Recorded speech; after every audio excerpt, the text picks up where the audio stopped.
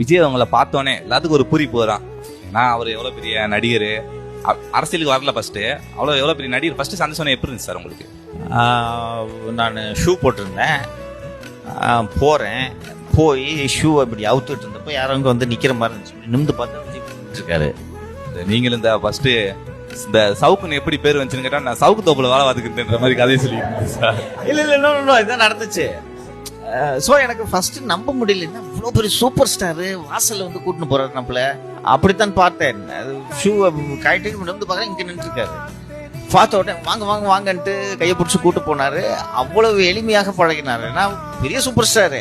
சரி, நான் மனசுக்குள்ள நமக்கா ஒரு கற்பனை ஓடும்ல, போகும்போது இங்க வெயிட் பண்ணுங்க, நான் ரெடி ஆனோன்னு கூப்பிடுறோம், இப்படிலாம் பண்ணுவாங்கன்ட்டு நினைச்சுக்கிட்டு நானா போறேன். அங்க போய் பார்த்தானே டக்குனு இங்க வாசல் நின்று கையை பிடிச்சி கூப்பிட்டு வாங்க உட்காருங்க, வீடியோக்கெல்லாம் பார்ப்பேன் அப்படின்னு ரொம்ப எளிமையா பழகிட்டு இருந்தாரு. அதான் 3 hours பேசிட்டு இருந்தோம்னு சொல்றேன்ல. எல்லா ஆஸ்பெக்ட்ஸையும், அரசியல் இது அதுன்ட்டு எல்லா கோணங்களையும் அலசினோம், பேசினோம். ரொம்ப எளிமையா இருந்தார். எனக்கு இட் வாஸ் வெரி சர்ப்ரைசிங். நான் ஒரு திரு கமல் அவர்கள் எல்லாம் பார்த்திருக்கேன். கமல் ஆபீஸ்ல பயன்படுத்தி விட்டுருவாங்க, கொஞ்சம் வெயிட் பண்ணி வர அப்படின்றாங்க. அது பார்த்த உடனே நமக்கு ஐயோ ஏதோ ஒரு உடம்புல ஒரு ஃபீலிங் வந்துடல. அதனால எதுவும் இல்லை, வாங்க பஸ் எப்படி உட்கார வச்சு பக்கத்துல உட்காந்து பேசிட்டு இருந்தோம். ரொம்ப எளிமையா இருந்தார்.